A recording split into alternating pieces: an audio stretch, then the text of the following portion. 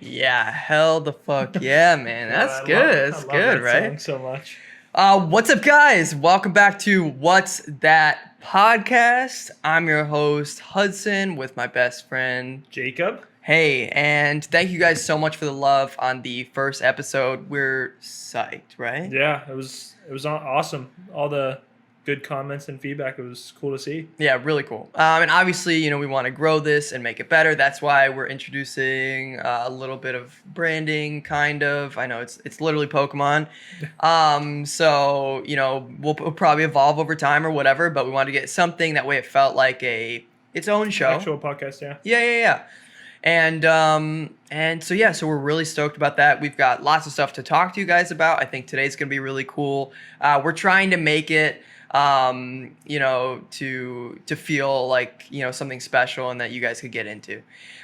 So anyways, I think it's cool actually too, before I get into that, I think it's cool too that this the Pokemon theme, when Pokemon is the card game right now, is literally on this ridiculous explosion, which has been so fun because I've been getting into watching like openings, and a lot of people are in the same boat. Holy shit, I just got like crazy eyes. Dude, it's because of the onions Maddie's cooking in there. Son of a They got me bitch. too. I literally started to tear up while you're doing the intro. Fuck, man. Yeah, it's really strong. Yeah. Wow, that's insane. Hits you, man. Yeah, Maddie the chef. Jesus Christ, dude. So that's going to be really exciting. To just kind of play with and see how it goes with the Pokemon thing. But yeah, I'm sure we'll talk about that a little bit. I think there's some cool topics and interesting things.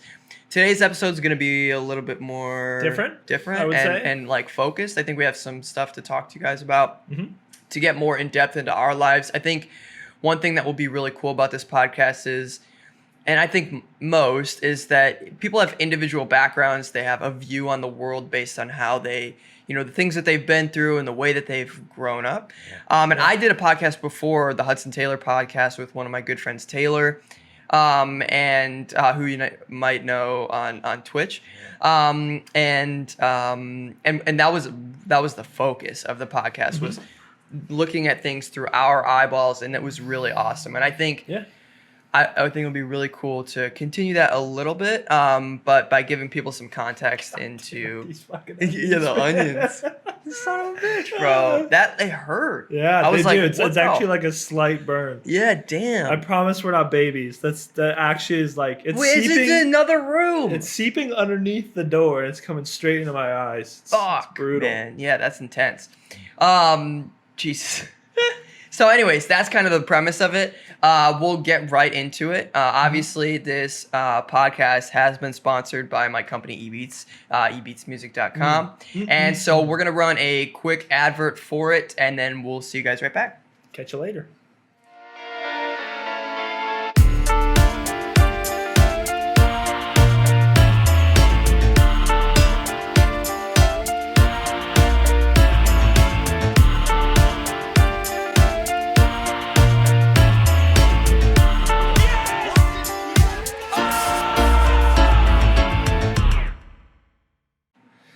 And all right, we're back, baby. How about that? A little bit of ebeatz sponsorship. Hell yeah. That should be the only one. We'll just stick to one. That way you guys can see it, get familiar with it, and then, should be easy.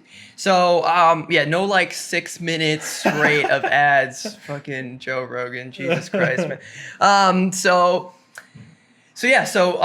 What you want to intro the people into what we want to talk about? And it won't be the whole podcast, but a good portion. Yeah. So, at least for half of the podcast, we just kind of want to fill people in about a little bit of background stuff that isn't out there too publicly, and kind of just, it's, if you follow, especially for him. Yeah, if you follow us on Twitter, you'll see some of this stuff, but you don't really get the down you can see down right there and there. You kind of get a little bit closer detail, but you don't really get the full story of everything. You just kind of see the one post. So. Right, and conversing back and forth about it, having like a full dedicated time slot to talking about like one specific or things is really like rare, and it's super cool to to be able to share those things with people who potentially have a similar story or they're interested about it. So it's cool. Yeah, no, it's especially, I think a lot of the people that are going to be watching the podcast as well, they might know us, our faces through or voices through playing video games, but then they can kind of know a little bit more about us. It's not something we just casually talk about in Discord or in game lobbies and stuff. True. Especially because sometimes it just feels so out of place, or those are things you don't really want to share. But so anyways, you want to get into it? Yeah. So I'll ask you some questions first. I think something that I didn't really even know about a lot when we were growing up was after, I would say, 6 months into our freshman year. Okay. My good desk mate pal just disappeared, and I had zero idea where you went. Yeah. I remember who was our table? It was you, me, Alicia, and I think it was Nicole. I honestly don't. The four of us. I know we said there was either the 2-boy, 2-girl rule at every table. And Mr. Matheson's class, physics. I genuinely so when you go through certain things in your life, I'm sure a lot of you experience this. Your brain will like remap or blank stuff. Yeah. And this is high school is an entire blank for me. Like the only reason why I know is because I had to go back and think to kind of set the scene a little bit better. Okay, cool. So that's cool. Okay. I thought hard about it. And I remember that class specifically because it was the four of us. We had really good rapport, kind of.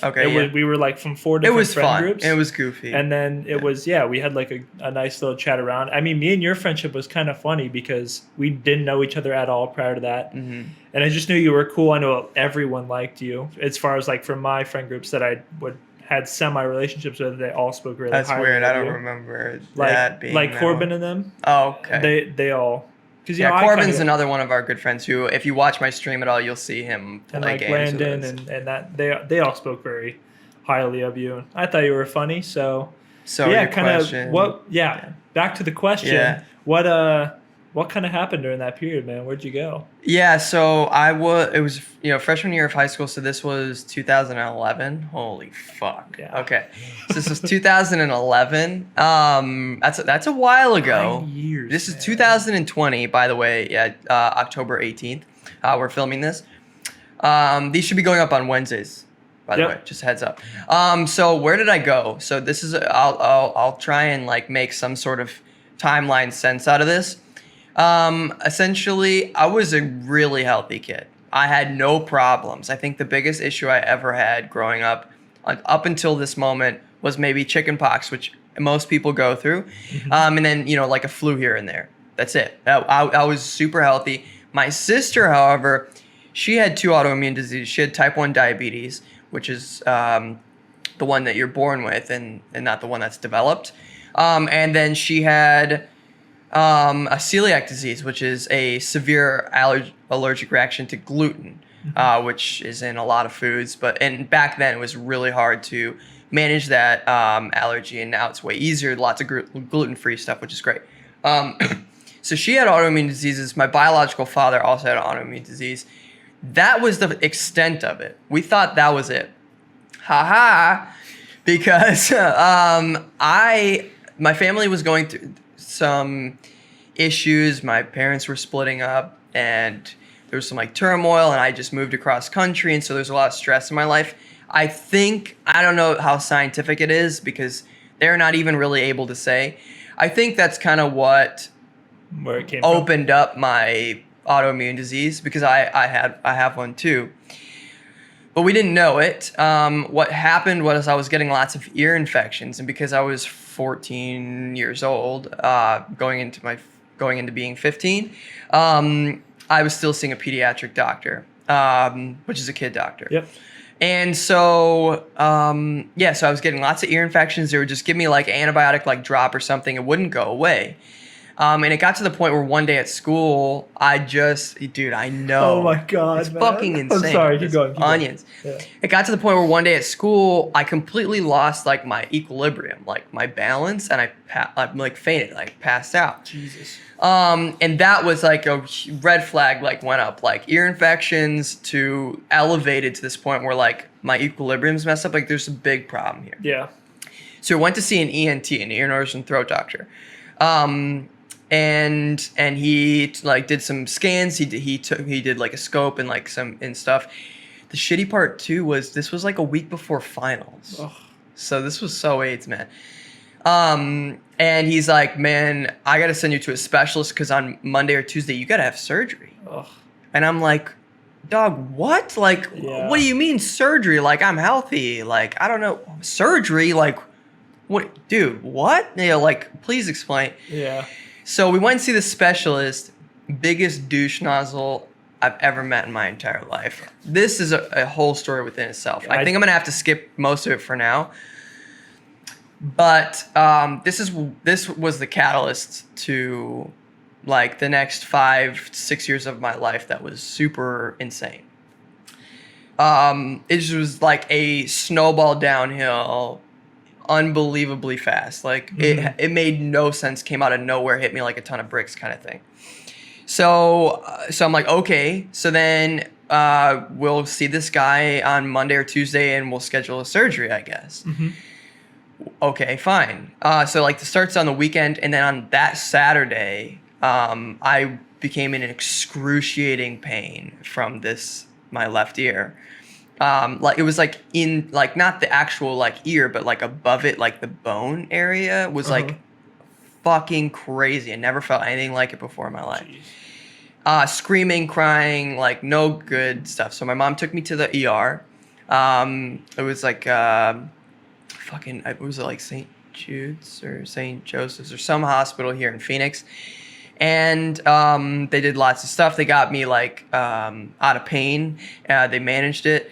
And then this specialist, he came in because apparently he was one of the doctors that was resident there. So he had privileges to do surgeries at this hospital. He comes in, just me in the room. My mom was like out like on the phone with somebody, just me in the room. He comes in and he's like, hey man, I looked at some of your stuff. We'll schedule the surgery for first thing tomorrow. And I'm like, okay, fine. Like, I'm 14 years old. I can't sign anything. I can't do anything. He comes in and talks to me, not even my mom. My mom didn't even know this happened. Oh. Super weird, man. So I told mom, I'm like, okay, surgery tomorrow. She's like, says who? And I was like, mom, the doctor came in. So that was weird. That was interesting. And Jesus. So anyways, I have the surgery the next day. And what ended up happening was it never healed properly because they did a surgery without actually like looking at the pathology and radiology to know that what was causing it was an autoimmune disease. And so they did the surgery on me and it never healed. So what ended up meaning was I lost hearing in my left ear, completely deaf. And it took about 6 months and never healed completely for me to get so insanely sick. It moved from my sinuses into my lungs and it destroyed my lungs, especially my left one. Like permanent scarring, like collapse. Looked like I had like lung cancer or something. Jesus. They had no idea. So I was in the hospital then from like, so I had the surgery December 22nd of 2011. Okay. And then I tried to go through school, didn't really work. My ear wasn't healed. It was like still like seeping blood months later. The doctor called me like neurotic or some dumb shit. It was funny as fuck. And he didn't even look at the report to know that I had autoimmune disease. Is this guy fired? Well, so there was like a story in there of me wanting to sue him, but I just didn't want to like get into that because I probably even today would still be dealing with it. Yeah, seriously. So that never happened. But we thought about it like a lot, like seriously, because this dude ruined my yeah.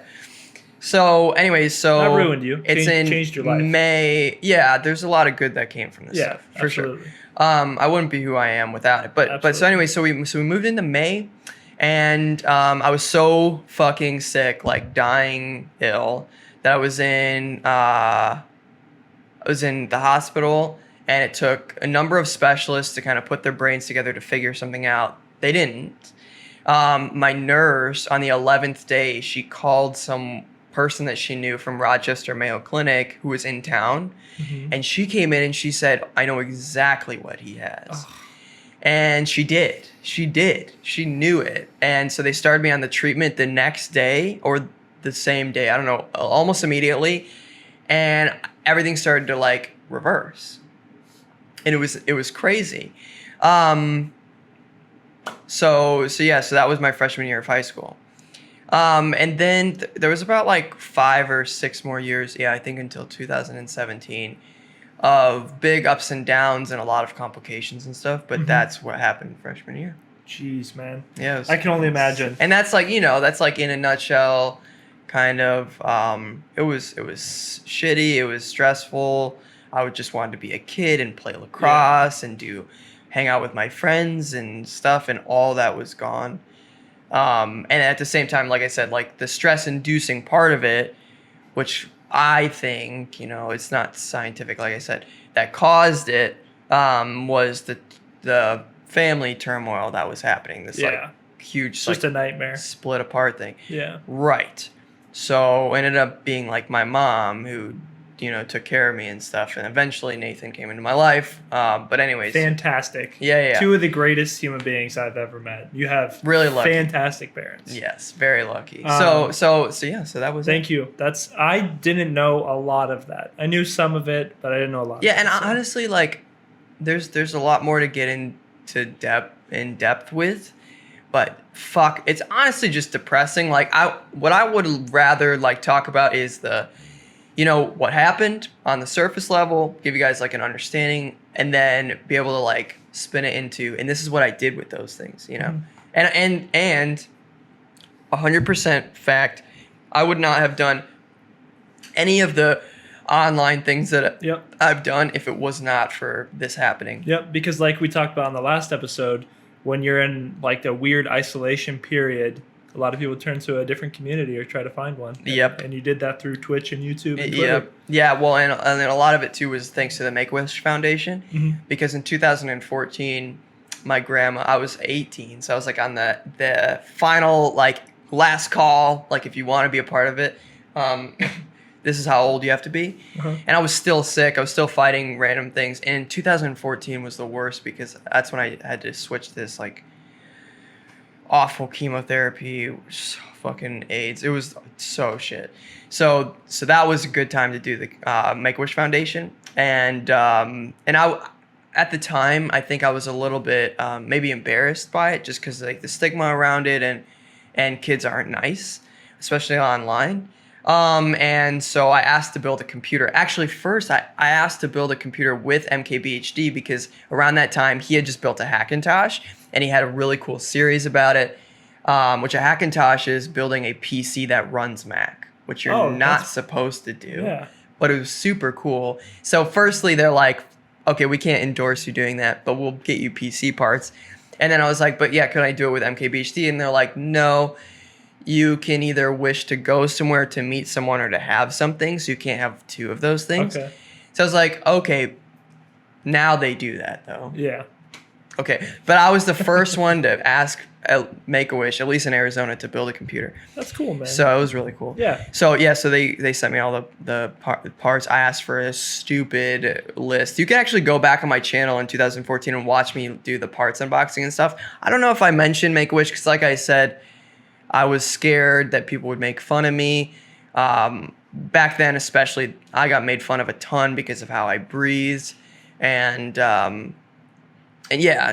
I was, stupid ass kids, man. Yeah, the internet's not very nice, so that's why maybe I wasn't like so forthcoming with it and maybe like hid it, but it wasn't because I was trying to be like, hey, look what I was able to do or something like that. It was more because I was scared of what they would say about me, or like you weren't able to get this legit. You're just like privileged or something, which I'm like, I should be able to be excited about this, but you can't, like, no one cares about that stuff. So yeah, which I think it's kind of interesting because through all of this, it was kind of like weird because it was like, hey, like we weren't like super good friends, but it was just like, where's my, my first, I straight up disappeared. Yeah, I was like, where's my first period buddy go? Because you were really the only person I talked to in that class. Yeah, most people did not know what was going on. And I think I literally left it up to my mom to do that because I didn't want to. I remember after finals, the last day of school, because we lived right next to each other. I remember walking, and I saw you walking towards the school after school was finished. And I was like, wait a minute. And I saw you, and I was like, dude, where have you been? And then you were like really shy about it. And you were just like, I can't remember what you said, but I think you just said something of like, I had I don't think you said an autoimmune disorder, but you just said like I had to have surgery and stuff, and so I just wasn't healthy enough to go to school. Yeah. So I remember seeing that, and then shortly after that, that's when we found each other through gaming. Playing video games. Yeah, which was awesome. And then for a greater period of a really long time, we played a lot of CS together. Yeah, but that's like jumping like 3 or 4 years. Yeah, that was because like in closer to junior year. 2014, 15, and 16 is when I was playing a shitload of Counter-Strike. Yeah, so that would have been our junior year. So that's jumping a little bit forward, but it's kind of a weird one because I don't remember us ever not being like friends. Mm-hmm. But there's definitely like that freshman to like June or the end of freshman year to junior year that.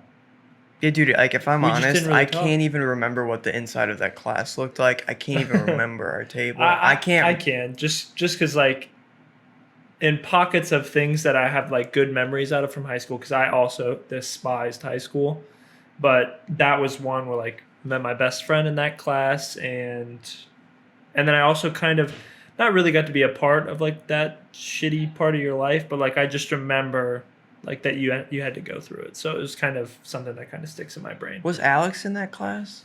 Alex Adapt? No. Which one was he in? He was in my math class. I, as most people that know me, am horrible at math, so I took special math classes all throughout high school. Yeah, I don't remember which class I had. Alex Phase Adapt. He went to the same school as us. Yep. Yeah, and a couple of his videos and his vlogs from school, which is kind of interesting. Yeah, because two really big parts of this community. I mean, I would say Alex is in a different part of the community, but yeah, and he's huge. Yeah, he is massive now. But I remember he got his 300 subscriber goal our senior year at the beginning. 300,000. And then and then he hit 1 million right before we graduated. So I just remember he was on it just a tear. Yeah, he did like the Phase 5 thing like junior year. Yeah, just crazy, man. Yeah. And I remember, and I had no clue. Like I played video games, but I didn't watch a whole lot. Well, it wasn't mainstream back then. I think there was this huge stigma that has been completely like removed today. Yeah. But around video games that like it was you're a loser, like you're a geek. It's so funny now thinking about like growing up, how like playing video games was just like this like weird parasite kind of deal, and I was like ashamed to talk to people that I played video games. Yeah. But it was my life. And dude, even like being a YouTuber, it's like, bro, you're a what? Yeah, and then people found out how much Alex was making. And people were like, what? And then they made him mooch and shit. Oh my God. So that was a weird thing because I remember me and Jagger were really, really close to Alex. And then once people started to find out how much money he was making, the car he was planning to buy, everyone wanted to be his friend. And it was like it was a weird period where you could kind of see like, oh, that's why I hated high school. Nobody was a real person back then. But right. Anyways, well, they're all just dumb kids. Yeah. Anyways, moving on though. Yeah. Another thing, fast forwarding a little bit, I was going to say, kind of what made you the person you are today of like in the community of some like nobody has a bad thing to say about you. You're so loving, so like really kind to people. But I think that what you just kind of told us explains all that. Yeah, kind of. So like, yeah, so in the junior to senior years of high school, which again, I didn't go to, I did it from home. And I had this in-person teacher who would come to my house once or twice a week and just verify that I was doing things. And mostly I never did. Mm-hmm. And he would have my You're a really back. good student, right? No. No? No. Okay. Well, maybe, I don't know. Back then, I know you were not. When we were in class together, both Yeah. of us were in like, when it came to physics. Yeah. It was like a different language to me. Yeah, I don't know. But I don't really remember, honestly. But I do know that this teacher who would come to my house, he like big time had my back, and he's the only reason that I graduated when I did, because I did not deserve to. But he was looking out for me, and I loved him for it, man. And actually really cool, I reached out to him not long ago, and I hit him up and I would just talk to him, and it was super cool. Yeah, what the fuck, Maddie with the onions, bro? I'm so mad at her right now. So that was really cool. But yeah, so around that time, like I was really into Call of Duty, but actually what made me start knowing people better was when I switched to Counter-Strike, because people also wanted to get into PC gaming. Yeah. And like streaming was becoming humongous. Like Twitch, like it switched from Justin TV to Twitch.tv in like 2013 or something like that. I don't remember exactly. So, and like subscribing was new. Mm-hmm. So when I started playing Counter-Strike, so did a lot of like the Call of Duty players, or maybe they were getting back into it or something, but CSGO was starting to get big, especially with case openings and shit. That's when I started to meet a lot of them, because they wanted somebody who knew the game but was also not a douchebag. Yeah. So I fit those things. That's one thing, not to go off tear, but that's something I think with like me, you, Dusty, like our group of friends, and even like Keith playing with us and stuff, we can shit on each other, but it's never even to your people like that watch you like on Twitch and stuff. It never comes off as like we're being mean to each other, because it's just like, I don't think so, at least. I mean, maybe to people watching, but I never see it as like we're being assholes. Like, we've said some pretty mean things to each other, but like obviously in a joking manner, and it's not really taken it's not really taken personal ever. No, so of course. It's always fun and in good banter. So yeah, right. So I mean, but that's just gaming. It's just like shit talk and shenanigans. Remember and MW2 lobby? Right. Yeah, that's a doozy for sure. Yeah. So that was really fun. And that's kind of how really I got like introed. Plus, and then also at the same time, I did some shooting. Photographer and videographer. Yeah, with Hitch. Well, Hitch and Aaron were building Optic Intel, and I helped him out a couple of times at some UMG events, like in Orlando, and then one of your pictures is still used a lot of Nate shot. There's a couple. Yeah, the one with his feet up at Champs. Yeah, that was mine. Yeah, so his retirement video is that picture. Yeah. So yeah, it was really cool too, because around that time too, like Red Bull Esports was using pictures and stuff, and like, let me be honest with you guys, they're not award-winning pictures. I didn't know what I was doing. I just tried to get like good moments. I thought they were great. Yeah, well, I mean, maybe they look cool and stuff, but if you compare it to like I'm on the panel of the creative panel at the Esports Awards, the photographers and stuff that we're reviewing now are fucking unbelievable photographers, like just insane. And so from like where I was like super like novel, like amateurish, just trying to get something that would get some retweets. Kind of like what Matt Craig did when he first started out. For sure, man. It really worked out for him. Yeah.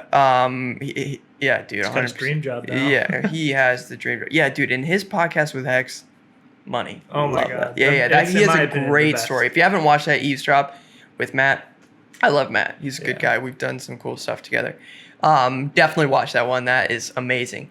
So, that was really kind of how I got into it, especially with Champs in 2015. And then the funny thing, too, is that's really how Jack Courage and I got close, too, because he was in college and he was a caster, like getting into casting. And him and I would play a lot of games together, tons of games together.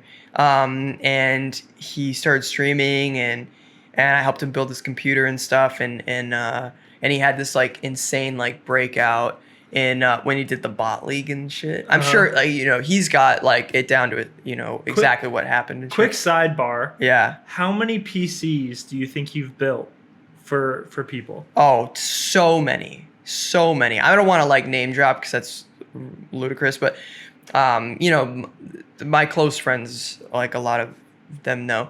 But yeah, some people that are massive. Yeah. When I found out, some of the people, I remember I was watching, not to name drop, the Pomage video. Oh, and he talked about it, and I sent you it, and I was like, dude, Pomage just mentioned you in his video. And I was like, what the? I was losing my mind. And it was like, that was like when I really started to figure out that you were like who you were in the community. Well, I would just like help anybody. Yeah. Anyone who asks. For sure. Yeah, that's just what I would do. So, that's how I got to know people. And we had like, some of them we had like surface level conversations, and other people I got like really close with. I had the amazing chance to hang out with a bunch of them at events. And they're just the coolest people ever. Like I've met just like the best. Like the gaming people, the gaming industry people we all have like this common goal of we want to see it do the best it can possibly do. Mm-hmm. And man, just because of that, it's just like everybody's just on the same page. I haven't really met anybody who was like a total asshole. Uh-huh. Maybe like people who aren't like I wouldn't be best friends with, but for a majority of the people, they're just amazing. Mm-hmm. And oh man, like it's so cool to see. And sometimes like one time I was at my cousin's house and I had Jack call my little cousin who was like getting into Fortnite and stuff. That was really really cool moment. But like I never usually like did stuff like that. It was only just like a one-off kind of thing. But yeah, man, they're just the best. And I'm super lucky to know them, and especially when I got to know them, because I feel like now a lot of them are so huge. Celebrities. Yeah. That it's TMZ shit. It's really impossible to to see them all the time or spend lots of time with them. They have schedules that are just absurdly busy. So I'm really glad that I got to spend the time with them that I did. When I did, and we're cool. And anytime I get to see them, it's like a family reunion. Super fun. That's great. All right, fast forward a little bit more. Okay. Something I know, obviously, you recently. Oh, by the way, we're gonna be doing this for him too. So just when you finished off school. Okay. Make sure. Sorry.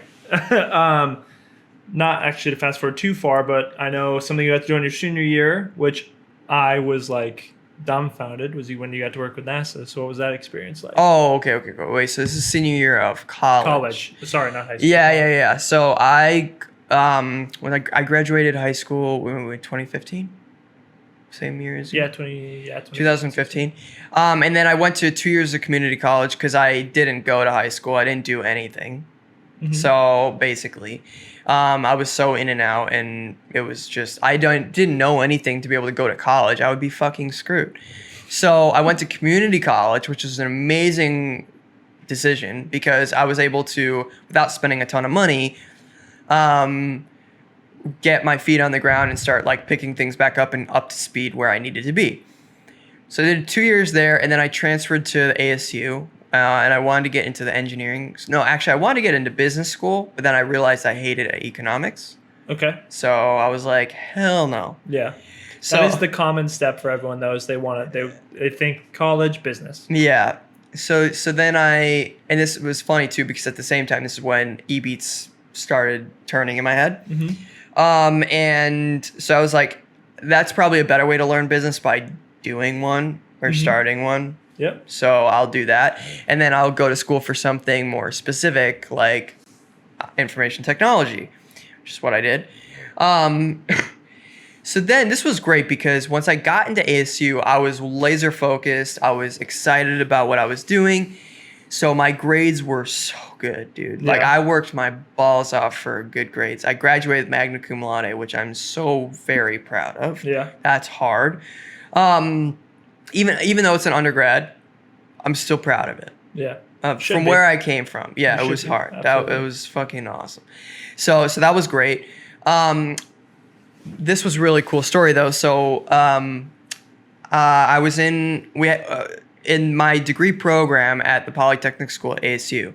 Uh-huh. We had a capstone project, which a lot of degree programs have a capstone project. Mm-hmm. And this project was to build or create something within these certain parameters, and then to showcase it at the end of the year. So it was 2 semesters put into one. There was 2 classes. The first class was like the ideation, and the second class was the creation. Okay. And the execution. So the first class, we sit down in there, and this amazing woman, comes in, and she gives this presentation of, I need some students to help me work on this project for NASA because the mission psyche is out of this school, and we've been it was like $800 some million, and they're launching this this satellite to this metal asteroid, which they think a metal asteroid. Like, this is unprecedented. They think it was the core of a planet at some point, so they wanted to like research it and learn about it. And I'm like, are you fucking kidding? So I raised my hand faster than like the speed of light, to be on brand. And I was like, I want to be a part of it. And she's like, okay, so just email me after class. And I asked my teammates too. I like, are you guys cool with this? And they were like, yeah, cool with this. So so we emailed her and we got it. Oh. And I was really happy too, because there's a lot of other people who wanted it. But I was just not letting that shit like pass me up. That was an opportunity that I'm like, if I'm gonna leave school, I want to be able to do something cool like this. That's what I'm gonna do. So it was a capstone project, you know. It wasn't like going to NASA HQ or anything, but I got to meet and work with some of the smartest, most incredible human beings. Like, just the coolest shit, man. They had, you know, like different industry partners that they had to work with for, or vendors for various parts of this mission. So like, cool. You know, and my focus was Hall effect thrusters, which are mainly used in satellites so that they can stay in orbit and move like minimal distances at super low energy. It literally, it's just, if you look up Hall effect thruster, your brain will be exploded. So it's like these little like, these like discs that they shoot out ions. From different gases like neon or xenon or stuff like that. I think xenon is the biggest one. Yeah. I love how you said that with like a puzzle at the end. Like, I might be able to help you out. No. I'm just affirming. But they're speaking out loud to confirm yourself. So anyways, so they had this company called Maxar, which I think they rebranded though. Yeah. I think they rebranded. Anyways, they're the ones who are going to be building or putting together their this actual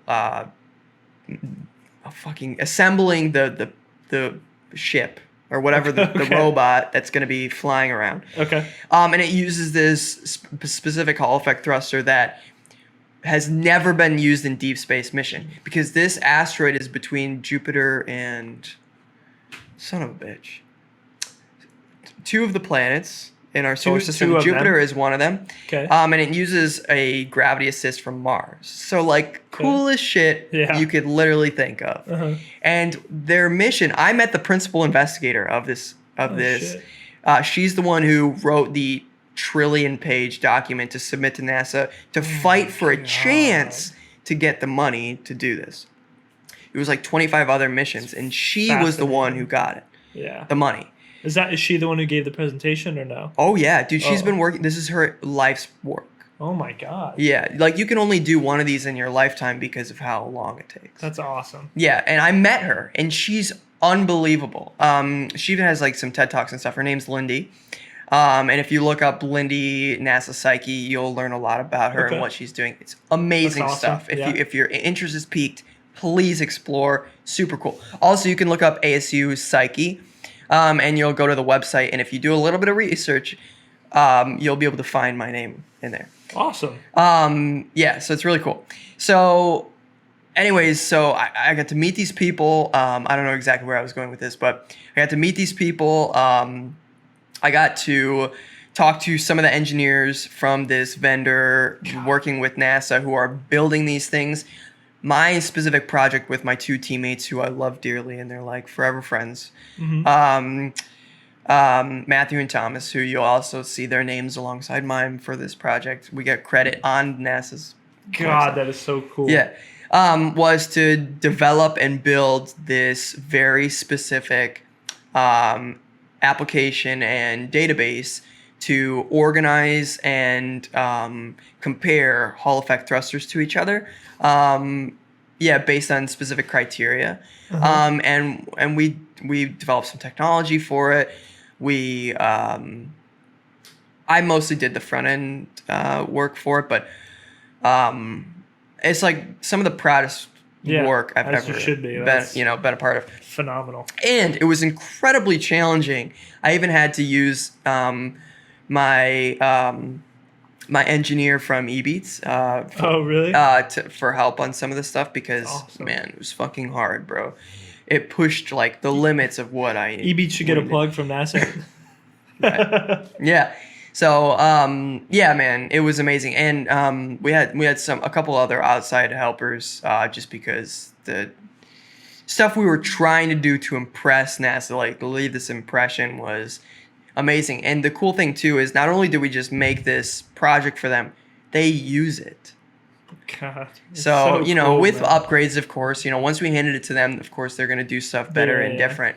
But they actually use our project. That's awesome, man. So very, very cool. And the people that I got to work with, it just, man, yeah, it's a fascinating experience. it was incredible. Once in a lifetime. Yeah, there was some unfortunate stuff with it, but that was mainly on ASU's side. Okay. They tried to like hold us back a little bit, and even though NASA, I don't know if I can say this.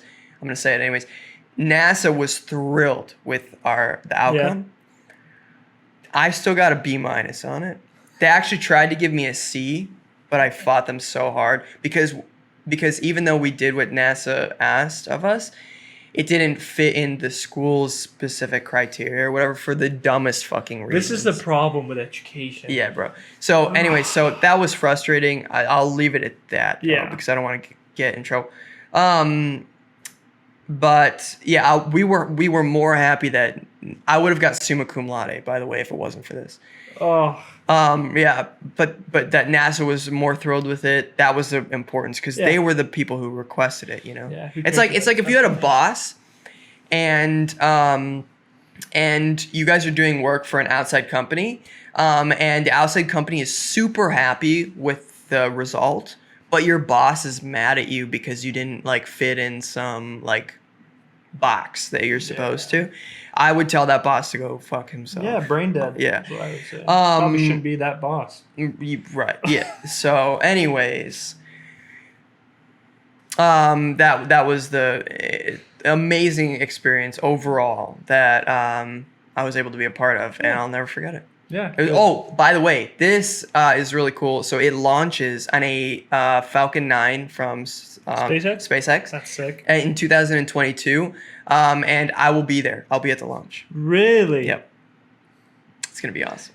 King shit. Yeah, it's gonna be super That's cool. sick. So I mean, obviously I didn't have anything to do with that, but because I was a part of the mission in some small way, you know, this was something Lindy told me that I'll never forget. She said, "This is our mission, and I want to share it with as many students as possible." Yeah. So she and her team came up with tons of different projects for all different types of people at ASU, and I was so like lucky and fortunate enough to be a part of it. But also, really badass, when she came in, a different lady came in to tell us about what this project was going to be. I was not letting that go. I can so see that in your personality too. Yeah. Dude. You're very hungry and driven when you see something you want. Yeah. So. Yeah. So it was super cool. It worked out. It was amazing. Good. Yeah. So is that it? Yeah, I mean, I have another one. Okay. Maybe we'll round to. So we're at like 45 minutes. Okay. So I want to even things out. So I want to get to you. Fair play. Because Jake has some amazing experiences and stuff himself. Mm-hmm.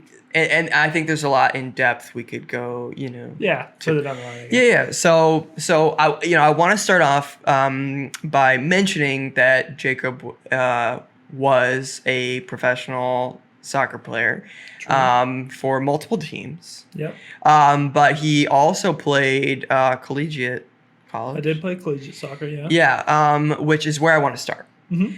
So how do you go from just like some high school, college soccer player to a professional soccer player, and what was that like for you? So it's kind of I have a really weird Perfect. road, I would say. Perfect. That's exactly what we want. So, 8th grade, I played soccer my whole life. I started This playing is soccer. 2010. Yeah, 2000. It had to have been. Yeah. So, my whole life, I started playing soccer when I was 4. My dad played soccer for the national team, like in the trial team, a long time ago. In a galaxy far, far away. Yeah, he's not gonna like that I said a long time ago, but he did, and he's great. Always we love him. Yeah, fantastic father, amazing dad. Yeah, but he's never. When I was younger, he pushed soccer on me, and I think that's why I played it a lot. But I think towards the end of like elementary school, I stopped playing. I wasn't enjoying it anymore. So from I think a natural pushback. Yeah, seventh and eighth grade, I stopped. I didn't play, and then towards the end, or about three quarters of the way through of my eighth grade year, I was begging my dad, I need to play soccer again. I'm like loving it, but I'm not. I was when I played. I'm not very. Yeah, I'm not very. I can't run for long distances. I'm very athletic. I just can't, I don't have good lungs. That's funny. That was me too. I grew up with asthma. Okay. Like really bad, and I got like a heart murmur. Me and my dad both have one as well. So it messed with me physically from running for long distances because once my heart rate got there and my lungs were pushing out as much oxygen, I would like fail. Like I just couldn't do it anymore. Okay. But I like in school I ran track. Like I did a lot of stuff. I just couldn't run for really long distances. Which growing up, I played in the midfield. If anyone knows anything about soccer, it's the hardest working position on the field. Basically, never stop moving. That's what I played in lacrosse. Yeah, so it's hard shit. It is. Requires a lot of engine. So as I stopped playing, I lost my engine, and I asked, I was like, "Can I play goalie?" I was like, "You can't bitch at me for not running the whole time," and I was horrible at it, like horrible. I got destroyed, like made fun of by my teammates. I was a liability. So he's still a liability. So towards the end of my freshman year, I kind of had enough. Like I was tired of being the punching bag for my team. Yeah. That shit sucks. So I was like, I'm gonna go to the gym every day, and I'm gonna do private training every single day, and then I'm gonna be the first one in training, and I'm gonna be the last one to leave. That's an interesting way to go. So you went from being so struck down, lazy, and like not even so it was like caring. Your own doing. Yeah, but I didn't have like natural ability as a goalie, so I just wasn't good enough. So the natural thing for you to do is be like, all right, then I guess this isn't for me. Yeah, but I was like, no, I'm not taking no for an answer because I wasn't fit enough to play on the field, but I wanted to play. At this point, there was zero push from my dad. My dad was actually against me playing because we didn't have a lot of money at this point, and it's expensive. Like club soccer is really expensive. It's ridiculous, but it is. Like a hockey. Yeah, expensive. like it's stupid. You have to rent the space. Yeah, which is what makes it's gonna drive me nuts of why America's not good as we should be. But yeah. So, anyways, my dad, I don't know how he did it. At this point, I love everyone in my family, but it was just me and my dad at this point. My parents were divorced. I was very young, so it was me and my dad, and it was just us. Like it was really tight knit, and I think that's why I was able to do what I did because I didn't have someone pushing me to do it. Mm-hmm. It was me pushing and Dad, let's go. Like let's do this together. I'm gonna do this. And I worked my ass off, like plain and simple. I did all this work. I didn't party in high school. I went to probably 4 in my entire life. Through that period, I worked my ass off. Like there's no substitute for it. So I went from being the worst kid on my team to the best kid on my team in 2 years. And I will say I probably went from being one of the worst kids at that level to I would say I was top 5. And there was the only person better than me at that age group was my brother, plain and simple, which he had national team trials as well when he was 16 through 18. That's cool, man. He was incredible. So I was envious of him. Like you were hungry. Yeah, I wanted. We were the same age, so it's my stepbrother, by the way. I was envious of him. Like he got all the credit for stuff, which granted he deserved. But I just wanted to be on his level so fucking bad. So what was the gap? He was the best player in the state, and I was one of the worst. So there was a big gap. So no, but when you were at the top, what was the gap? Like our parents will say it was kind of like 50-50. Like we were. Of course, your parents. I carried it. Well, it's weird because he's the striker, and I'm a goalkeeper, so it's like complete opposite sides. So striker meaning like attack? Yeah, so he scored all the goals. Yeah. And he scored a lot of them. So it's like a front man. Yeah. So he dislocated 2 vertebrae in his back, and it ruined things for him a lot. He had like a 6-month long recovery where he wasn't allowed to do anything, which really, really sucked for him. Of course. It kind of sucked for our family, but that's like shitty. How our coach used to say is like, can you recover from that? Yeah. Okay. I mean, yes and no. Surgery it sucks, but so how our coach used to say is like, you'll get it done on one end, which is me, and he'll get it done on the other. Like our teams just relied on us, and everything in between was kind of like cement, or branches, whatever you want to say. Like they did all the dirty work, and then we would get everything else done, kind of so to say. But I mean, I love the kids I play with. We're still amazing friends with all of them. We played with a bunch of rejects, kind of like we were. Like a Moneyball team? Yeah, exactly. Like it was kids from all over the state. Like love that movie. A lot of kids from poor areas. And nobody had money on this team. Like nobody. It was just all kids who couldn't afford to play with, like, you know, they couldn't afford to pay the fees that other clubs were paying. Like with trophy. So what we did was coaches didn't make money. We were going to be the best team in the country, and we did that. We played solely to win, and we did a lot of it. So anyways, that's cool. So my senior year, going into my senior year, we kind of had a shake up. Everyone kind of went different ways, and then towards the end of the year, we ended up coming back. But senior year was really hard for me because I went from being on the best team in the country to, or actually sophomore year is when the breakup. I went from being the best team in the country to having a couple years of garbage, so to say. But I was, the number one kid on the team, yeah. And as a goalie, you don't really want to be the number one. No, you don't. You need better guys in front of you. It's the only way you win. Yeah. I mean, it's good to be able to have an insane defense. That's important. But how I put it and how my dad put it, and it was my decision because I could have went and played with better teams, but I went and played with less teams, is the more shots I see per game, the better I'm getting. Whether I get scored on 10 times a game, it doesn't matter. But doesn't, and that also makes you shine out, right? Yeah. Stand out. How we used to say, we went to a tournament in California with this team full of kids who couldn't play at the level that we were playing at. But my coach, who I stayed with through that whole time, he knew that I was going to see more shots. And Archer Soto, if anybody is involved with soccer, you'll know this guy. I mean, he is fantastic. He's the reason why I went pro. I will not shy away from that at all. But he wanted to put us at that level because he knew what it would do for me, and it did its job. We would go away for tournaments. I'd see 40 shots a game, which is unheard of. On average, you get between 10 and 15. I would see about 40 to 60 a game. And we'd lose 1 or 2-0. I was just getting so much better really fast because I got put in a system where I could do that. Right. So I got really good. Come senior year, I was one of the top kids in Arizona. I would say even in our country. Other people might not think that, but I do. And my dad did, and my coaches did as well. So I was a horrible student. And this was in 2015. Yeah, I was a horrible student. The only reason why I showed up and did my schoolwork is so I could get the minimum credits I could to play soccer. It's as simple as that. That's what I did.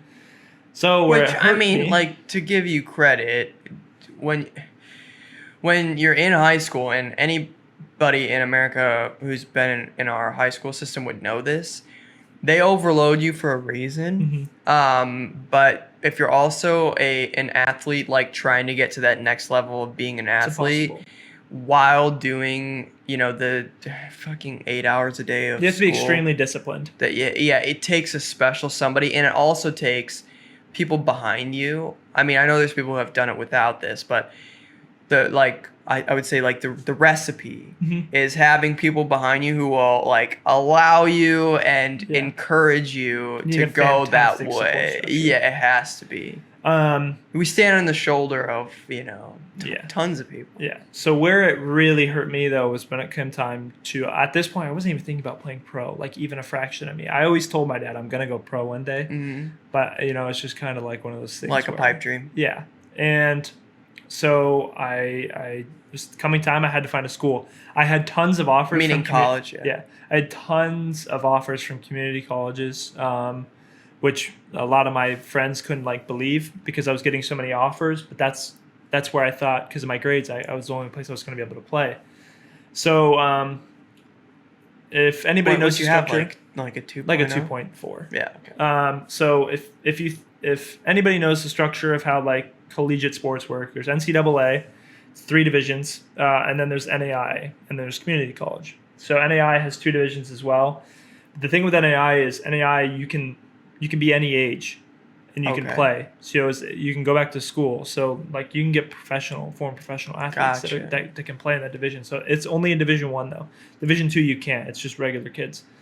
So I wanted to play NAI. I didn't think that I had the size to get into a D1 school. And I think realistically, if I was going to play an NCAA, I wanted to play a D1. So right up the road, because I wanted my family to be able to come watch my games, was Embry-Riddle. Very prestigious school. Zero chance I was going to get into it, but the coach at the time loved me. And he said, you need a 1200 on your SATs to get in. Okay. So. Come on, you could do that.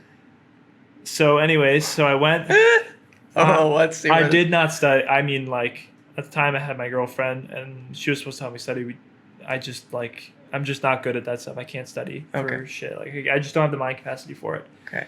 So, anyways, go take my SAT. I got a 1400, which is really good. It's like top 25 percentile. Cool. So, I called my coach, told him, and I signed the next day and ended up going, which is really cool for me and my family. So anyways, went up there. I was the number 1. I was going to play every single game, which is what I wanted. The reason why I picked that school. I was at the start was supposed to have a goalkeeping battle. The kid ended up quitting. Oh, really? Yeah. I still don't know why, but he ended up quitting. So he gifted it to you. Yeah, there was still another. I mean, I still had competition, but it wasn't, in my opinion, it wasn't competition. I mean, it wasn't a fair battle. But ended up winning the starting job. I battled through injury a lot that year. I got real special treatment, if I'm being 100% honest with you. At one point I tore my quad, and instead of letting the other kid play, I didn't train throughout the entire week, and I would just rehab in the trainer's office. Mm-hmm. And then I'd play on the weekends. And I did that for 3 weeks until finally we had a bye weekend. I was in the trainers nonstop, constantly. Me and my roommate, who had horrible ankles, we were in there every day for 4 to 6 hours a day, just rehabbing the entire time, just getting as much treatment as we possibly could to get our injuries back. We both did. And then I was fine from then on out. That's insane. Your body was probably fuck this kid, man. Yeah, it was. I mean, something my parents got me was muscle relaxers. That helped a ton with because I have big problems sleeping. So you need that's essential for recovery. So, right. But anyways, so that was that. After that though, I didn't feel like I was being challenged anymore. I wanted to play. I knew at this point that there was something special about me. I just had a different desire, and I never forget this. My coach Adam, I really do love this guy. But he wrote me a letter basically saying that I had to transform my character, my determination. He just didn't see leadership qualities in me. He basically just shit on me in our closing reports. So I knew I was probably. He said nothing about my ability. It was just my personality. Okay. Which is, in fact, it's true. I was a huge asshole.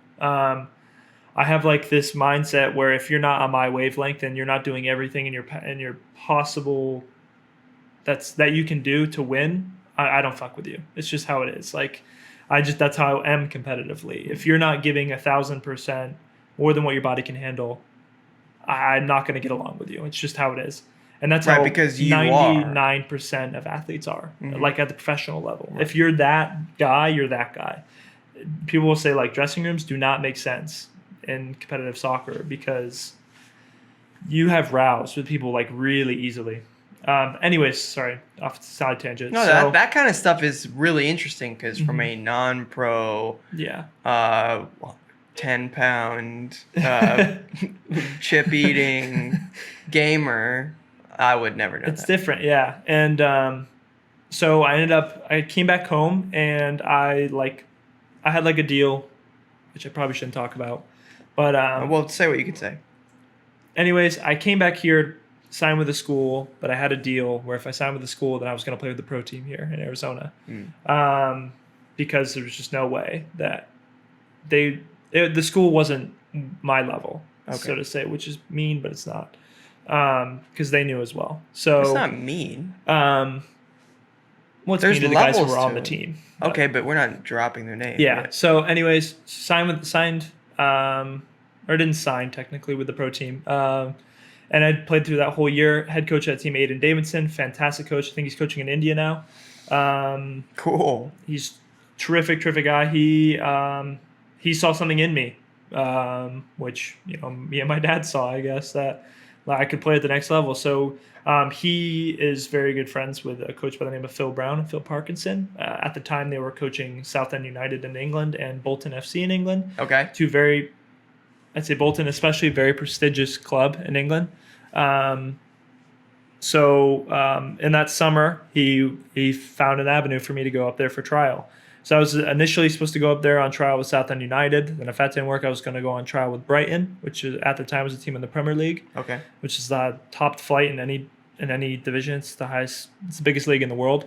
And then I was going to go down to Bolton. And then at the end, I was going to go on trial with a team called Salford United, which is a club that's gotten delegated by David Beckham, Gary Neville, and Phil Neville, and Paul Scholes. So four of the biggest names in world football. Wow, okay. So, which was going to be cool for me. So I got up there. As soon as I got there, Phil Brown, who's the manager of Southend United, called my father and he's like, "Oh, you're here?" They thought I wasn't going to get there for another 3 days because I was supposed to go to Brighton first. And they were like, "Listen, we want you here now. Skip Brighton, just come here." Which at the time I was not really on board for because Brighton's a Premier League club and I need a visa to play. So right. Which complicated everything. Yeah, it did. And but my dad's point of view, this is why I needed my dad in my locker, was he's showing interest in you and Brighton might not care about you at all. So you should go. So I ended up going there. Which was where exactly? Southend United's I want to say it's in the north side of England. Okay. Very blue collar city. It's very working class. Not a very nice area. Mm-hmm. But it was really nice. They put me in the, I think it's called the Southend. It's a 5-star hotel right on the ocean. It's not really like a beach like you would think, but it's right there. Gorgeous hotel. I just remember walking in and him asking, he was there at the hotel. He's having a beer. He's like, "You want a beer?" And I was like, "I'm 18 or 17, or yeah, I was 18 there at the time." And I just, I said, "Yeah," because I didn't know what to say. And my dad had one as well. I had a sip of it and I was like, I don't want to be rude, but I'm focused here. I'm not here for this, which was really good for him. He took notion of it. My dad ended up drinking my beer for me, who doesn't drink, by the way. So it was really funny. But anyways, he sat down on the table. The first question, we had introductions and he said to my dad, not to me, he said to my dad, "What do you want out of this for Jacob?" And my dad really, instead of, going the pro, well, my son wants to play professionally. My dad just said, "I want to see where he's at, level. I want to see if he can do this." That evening, they were actually... That's intense. Yeah. That evening, they were playing Ipswich Town, another famous club in England. I went up there and watched. And I just remember, looking at the goalies and just being like, I don't know. I think I belong here. Obviously being mind blown mentally of playing at a collegiate level, playing with a pro team, but it's different, in England. These guys are making, hundreds of thousands of dollars, millions a year. So anyways, So they slapped me in the next morning for training. I remember earlier that morning I came and I was like jogging in the field, like getting my legs, jet lag, getting myself acclimated. And they kind of like guys were showing up one by one and just looking at me like out there, like, what? Who the fuck is this kid? And it was funny. And I remember going back into the locker room and Anton Ferdinand, who's the brother of Rio Ferdinand, who I sat next to in the dressing room. Rio Ferdinand's like one of the best ever. And so his brother, I sat next to him. And it was just a riot. These guys were so funny. It's just different rapport there. Like it's like a common mindset. Preseason's a big deal over there. Like, you want to bond together. It was a blast in that dressing room. I really, really, really enjoyed it. At the hotel, I lived next door to Michael Kitely, another really, really famous player, who was a phenomenal guy. He was top drawer. Really, really, really nice to me and my dad, and kind of helped me.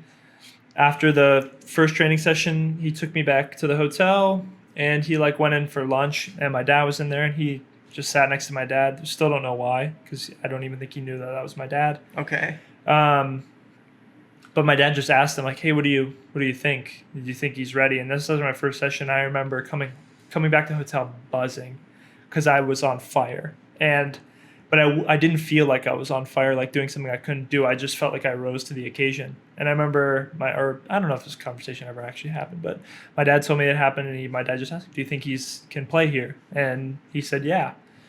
And I was just on like I was on fire the whole time I was there. And then I went and played a friendly, played really, really well. We ended up winning the game 2-1. Damn, that's low score. Which was hilarious. It's normal at that level. Okay.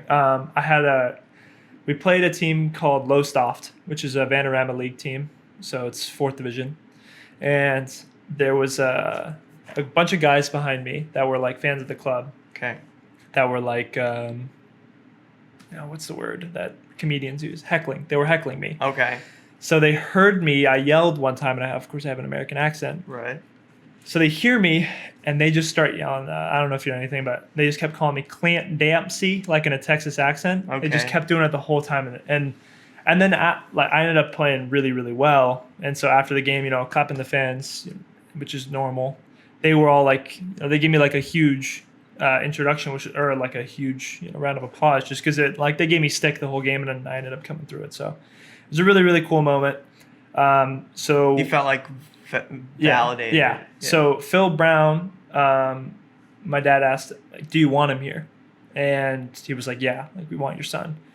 So we went through the visa process. Just didn't happen. To make a long story short, it just didn't happen. So Phil Brown was like, "Listen, you can either stay here for 2 weeks, and just try and figure out this visa deal, or I can send you up to Bolton now."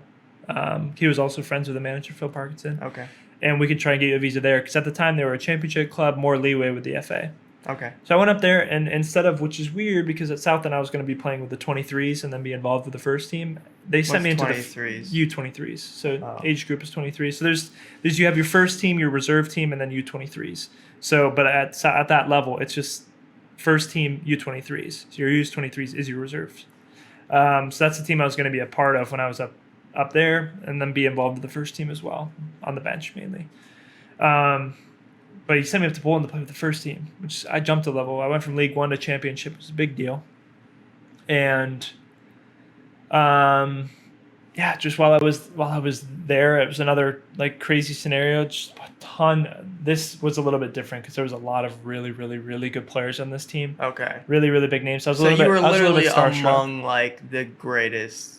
It's not the greatest, but for like they're really, really well-known players. But you're in the tippity top. Yeah, I mean I'm in the championship below the tippity top. So Premier League's like the best 18 teams in the world, or 20 teams in the world.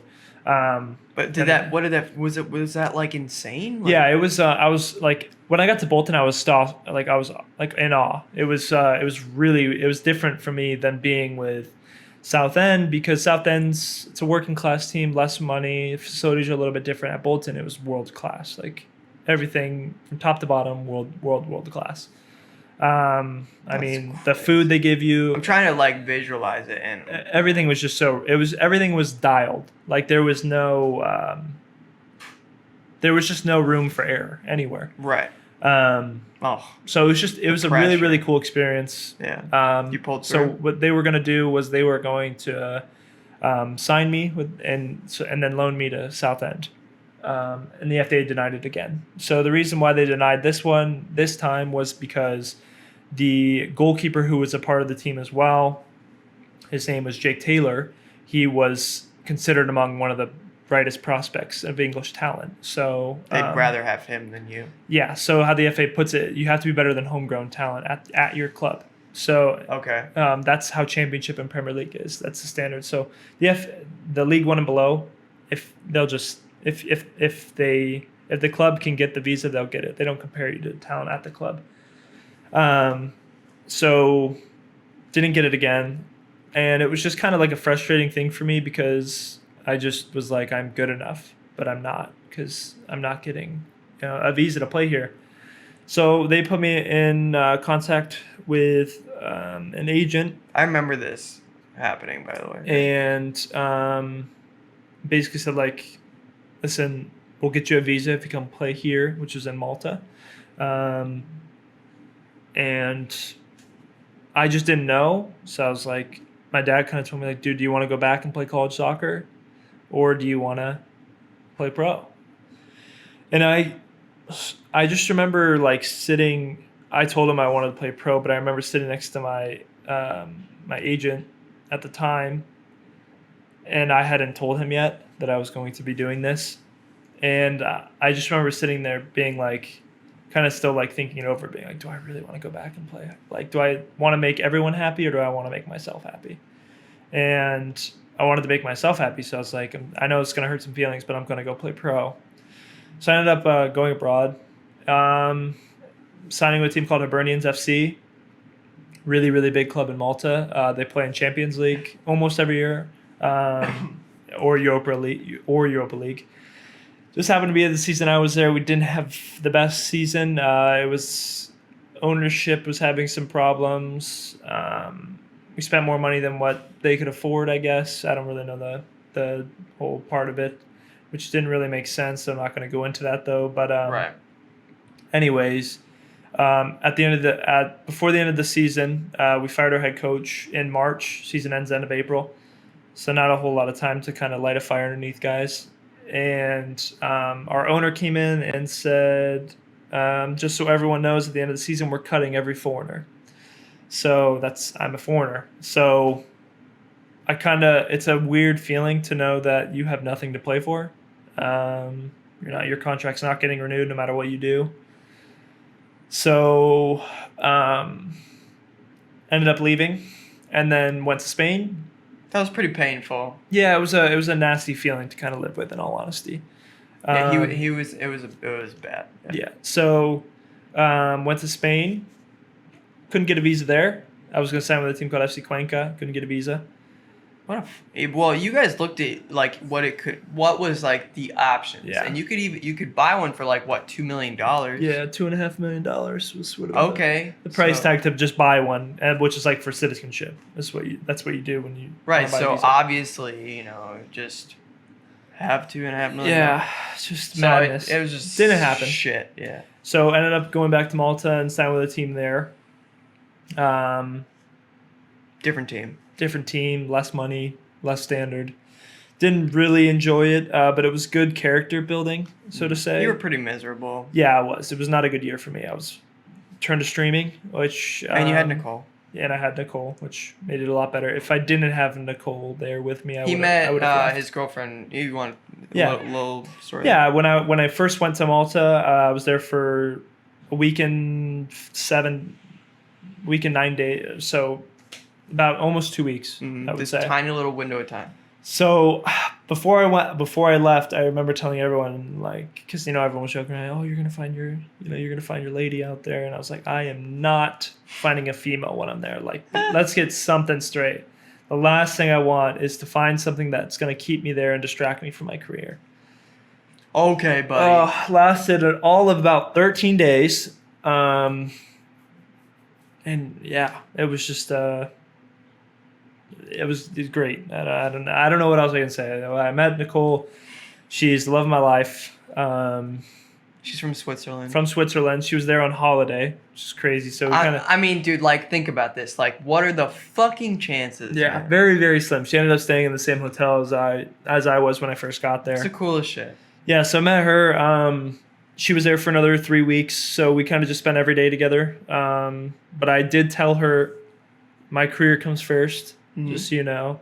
But I would like you to be my girlfriend. So she ended up saying yes. So I think a week after that, she ended up going back home. So we had to deal with long distance for a little while, which we're dealing with now because of this whole COVID shit. Yeah, it's been like, what, a year since you've seen her? 8 months. That's Yeah, it sucks. Yeah. But anyways, so ended up wanting to come home. I had an offer to re-sign or sign with another team when I was there. I just didn't want to. I wanted to come home. I was feeling homesick. I wanted Nicole to meet my family.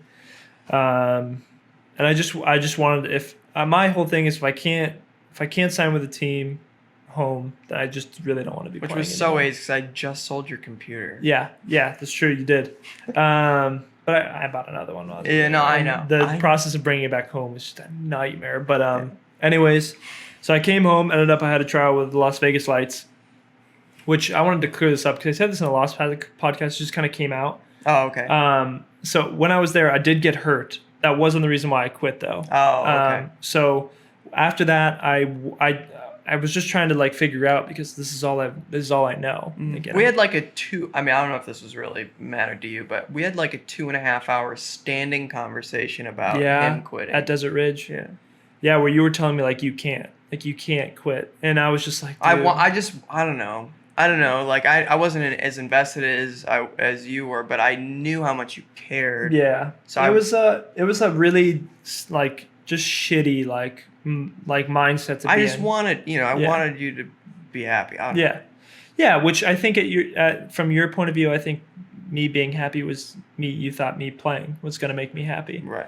And it was your life. Yeah, it was. But it had gotten to a point where I was not happy playing anymore. It's just plain and simple. I had gotten to a point where I dedicated my life to something that wasn't working. And it's not that it was working because of my ability. It wasn't working because things you couldn't control.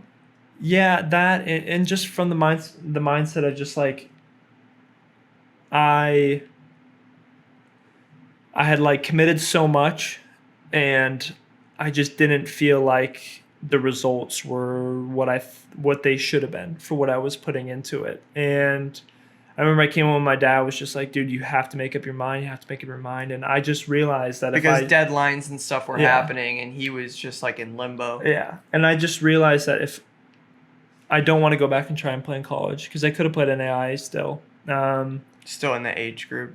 And they had welcomed me in and we were going to go that route. And they the NAI looked into my history and saw that I played 3 years pro, which means you have to have 3 years of education done. Oh. Which I only had 2 years done. Oh. I did online for a year while I was playing. And they told me you have to sit for a year. So you can't play, you just have to go to school. And which I was just pissed you off. Yeah, I was livid because I don't know whether it was like I every something door up. like shut up. Yeah, like every corner I turned, yeah, something was going wrong, and it was just mentally exhausting. And I remember I sat down with my dad outside and my mom, and I just said like, I'm just done. And it was I'm sure it's like a weight off your shoulders, but yeah, it felt hard. really. I remember saying it, and it just like I know people say like this massive weight off my shoulders was relief, but it really was. Like I felt like I could breathe again. Like I had been hiding this from everyone. Like the only person I really talked about it was you and Nicole. Yeah, because we had this like huge conversation. Like we were standing. Yeah. For so long. After a movie. I can't remember what movie it was we saw, but like in the middle of a mall. Yeah. Well, an outdoor mall. But yeah, we were just standing there having this like passionate conversation about it because of how much like he cared and I cared for him. Yeah. Yeah, that was. And yeah, so, damn. and said like, the conversation I had with you really helped me because you just kept saying like but I think from you said when you said just you have to be happy, like do what's gonna make you happy, which I think you thought was me fighting and continue to play. But it was different for you. It was different. It was letting it go. And I remember my other best friend Joe. I remember having lots of conversations with him too. For sure, because he understood. Yeah, because he played pro as well. So I finally I just let it go, and then my dad was like, "All right, like it's time to go get a job. Like you just, it's time to figure your life out, really, or start your life, so to say." And I did, and it was a really stressful period. But yeah, I retired from professional soccer because I didn't love it anymore, and that's just simple. It could have gone so differently. It could have. There's one, like I always say to my dad, if I got my visa in England, I would still be playing now. But you wouldn't have met Nicole. I wouldn't have met Nicole. So I wouldn't, and I 100% wholeheartedly mean this, I would not change a single thing. Yeah, I mean, and I think that's probably like the resounding theme. Like, even though neither one of us could really control what was going on. Things that happen. In those shitty moments, I would keep it that way. It made us, makes us who we are today. So I wouldn't change a single thing. I mean, like. And I know it was only like one question for him, but I feel like there's a big question. So much packed into that one. Yeah. And we're even like blew past our time. Yeah. But yeah, I guess like to wrap that up, it's really, it's really important to, to be able to like put it in a box and put a bow on it and say like, that's what happened. And, and this is what came of it, and there were some really amazing spin-off things that happened because of those weird roads that we had to take to pursue this whatever the fuck it was. For each one of us, it was totally different, but and it made sense, and here we are, and so it was really cool to be able to talk to you about that. And hopefully, like origin story, you guys know a little bit more about us, and you can like. I have not. Obviously, besides maybe to you and Nicole and Joe and my my family, I have never talked to anyone about any of that. It's kind of like. What do you feel about it? It's a weird kind of mindset to like really get like back into, because when I was after we filmed the last podcast, I was talking to Joe about it, and I just said like when I said I was going to play with Las Vegas Lights, and then I tore my MCL, and that's why I quit. Mm-hmm. It was kind of like this cliffhanger of like, it's not really why I quit, but it's not something I like talking about though, because it's like something I still love soccer. I mean, it's part of my everyday life, but I no longer loved playing. Well, it was a painful I no longer love playing professionally. Exactly. It was a very painful thing, and it was a nasty experience in my life, but I've always wanted to. But you had the highest highs and you had the lowest lows. I've always wanted though to make like an Instagram video or something, or back when I was on social media, of just kind of like telling people like this is what happened, but I never came. You can point them to this video. Yeah, I've never come to that. Getting to that as many times as I put up my phone and hit the record button to really talk about it, just because it is like a really painful thing to get out there. Yeah, but I get it. Is my life, and it's how I ended up in this room so on this podcast. It's pretty important. Yeah, it's massively important. Yeah, so it's cool to have it on film then. Yeah, and recorded. Yep. Now it's something that both of us, not really something we've talked about a whole lot, but now you guys know about it. Yeah. All right. Well, that's cool. Yeah. So I guess we'll wrap it up then for this week. I hope you guys enjoyed it. Getting an inside look at some personal and very personal. People molding moments for us. Well, obviously we'll have lots of different topics and things to go. Hold on, things to go through. Lungs. That's what I have. To go through over the next weeks and months, and we're super excited. Obviously, or like I've said before, this will be a once a week podcast, and we're really excited to hear from you guys.